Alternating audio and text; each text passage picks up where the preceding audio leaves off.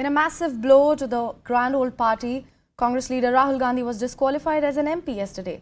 This came a day after Rahul was convicted in the 2019 defamation case over his Modi surname remark. Opposition parties including TMC, Aam Aadmi Party, RJD condemned Rahul Gandhi's disqualification. The Congress party held a meeting yesterday and decided to start a national campaign named Delhi Chalo from Monday. Now, Congress claimed that Rahul has been targeted for raising his voice against BJP government policies. BJP, on the other hand, claimed that none of this is political and that it's a court order for defaming the OBCs and everyone has to follow the law of the land. Meanwhile, Rahul Gandhi will address a press conference at 1 p.m. today and will talk about his further political plans. ये सरकार अडानी पे जवाब देना नहीं चाहती, डरती है इन सवालों से, इसलिए ये पूरी प्लानिंग के तहत किया गया है। राहुल जी लड़ेंगे, हम सब लड़ेंगे। ये हमारे रगों में जो खून दौड़ता है ना, ये शहीदों का खून है।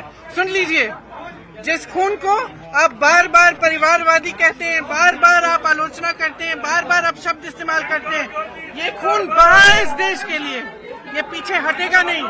हम डरते नहीं है, हम लड़ते रहेंगे और हम खड़े रहेंगे। ये कुछ भी करना चाहे करें, कोई बात नहीं, करने दीजिए। Dr. Tharoor, Rahul Gandhi has been disqualified from the parliament. Your first reaction? Well, I was stunned. I must say that I thought that this was extraordinarily unseemly, the haste with which it was done as well.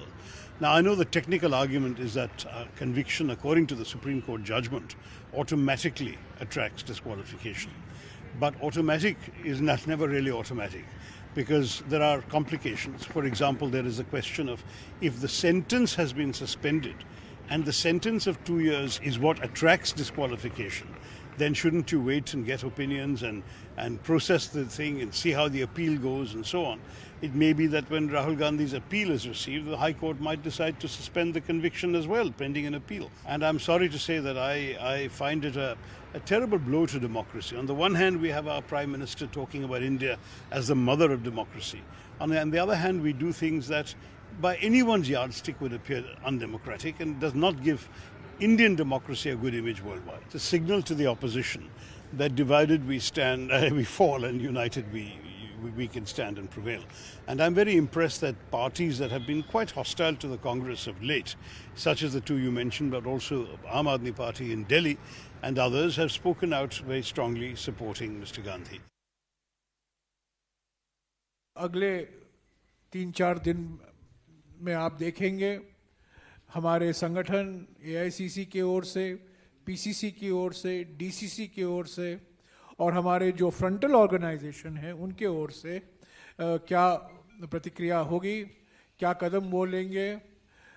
देश भर में हम ये मुद्दा लेकर जाएंगे कि राहुल गांधी जी को जानबूझकर डिस्क्वालीफाई कराया गया है, क्योंकि पहले तो वो 2014 से मोदी सरकार के नियत और मोदी सरकार की नीतियों के खिलाफ अपनी आवाज उठाई। भारत जोड़ो यात्रा एक इवेंट नहीं था, एक मूवमेंट बन गया। ये देखिए, उनको सत्य बोलने के लिए वो राहुल जी को डिस्क्वालीफाई करने के लिए सारे प्रयास किए हैं। ये अब्यूज कर रहे थे, क्रिटिसिज्म नहीं कर रहे थे। गाली देने में और आलोचना करने में अंतर होते है। कोई लोकतांत्रिक बहस नहीं कर रहे थे राहुल गांधी। राहुल गांधी जी विपक्ष में संसद में बोले थे, 50 मिनट का भाषण था, ज्यादातर उसका एक्सपंज भी कराया गया। अडानी घोटाले से ध्यान हटाने के लिए आज इनको कीमत चुकानी पड़ी है। कर्म प्रधान विश्व करी राखा, जो जस कीन सो तस फल चाखा। जो जैसा करता है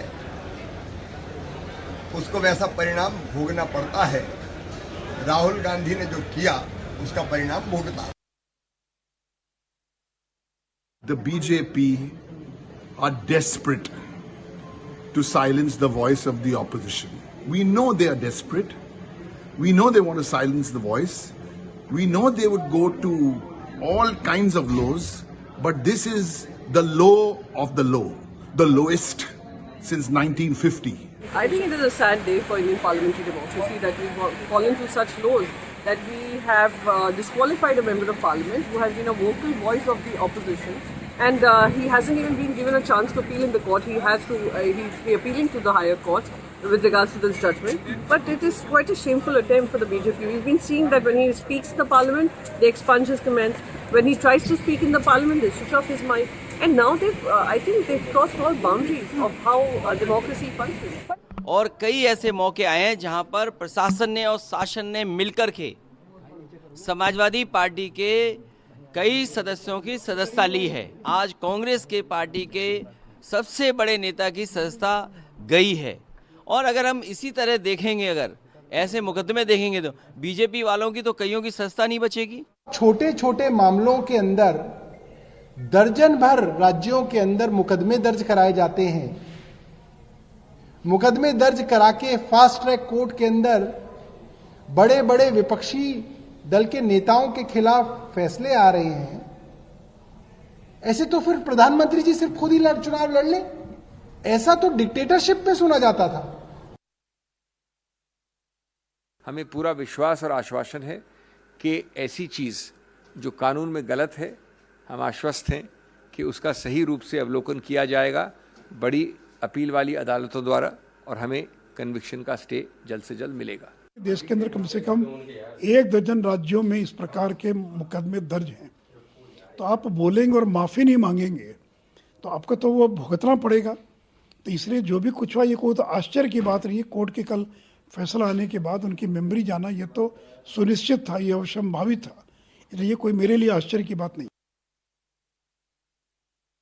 भारत जोड़ो के उपरांत सारे हिंदुस्तान में कांग्रेस और राहुल गांधी जी के पक्ष में जो आम लोगों की समर्थन की लहर पैदा हुई थी, उसमें डरे हुए घबराते हुए मोदी और उसके पार्टी ने राहुल गांधी जी के खिलाफ बेबुनियाद, आधारहीन, निहायती झूठ के आधार पर इल्जाम लगाते हुए उनको फंसाने की कोशिश किए है। सफाई की तमाम तारीखें लगने के बाद ये फैसला आया है। तो स्पीकर साहब ने कल जब फैसला आ गया है, वो माननीय सुप्रीम कोर्ट का स्पष्ट एक फैसला है कि यदि किसी जनप्रतिनिधि के खिलाफ 2 साल या 2 साल से अधिक की सज़ा हो जाती है, सत्य बोलने की सज़ा नहीं है, बल्कि ऐसे शब्दों का प्रयोग किया जो किसी की मानहानि या समुदाय या व्यक्ति के खिलाफ आती है, उसकी अदालत ने उनको सज़ा दी है। स्पीकर साहब ने फैसला अदालत के फैसले के अनुसार लिया है। अभिषेक मनु सिंघवी साहब की कल की प्रेस कॉन्फ्रेंस सुनिए, खुद ही सुन लो, वो तो कांग्रेस के ही है ना। उन्होंने कहा डिस्क्वालीफाइड हैं एज पर लॉ। और ये प्रियंका गांधी वाड्रा कह रही है कि बीजेपी के काफी नेताओं ने उनके परिवार को भी डिटेन किया है, लेकिन उनके खिलाफ तो कोई ऑर्डर नहीं आया। तो ये पॉलिटिकल विचरण नहीं हो कह रही है प्रियंका गांधी। देखिए, आप पूरे समाज को गाली देते हैं तो कोई आदमी हट होगा, कोर्ट में जाएगा, एज पर लॉ माना। उनको कहा गया माफी मांगो, उन्होंने मांगा। एरोगेंट तो देखिए, कितनी बड़ी गलती करके एरोगेंस तो देखिए उनका। The present day situation, the central government, how they are behaving, everybody knows. For silly reasons, they will take their own decisions. Nobody will surprise about all these issues.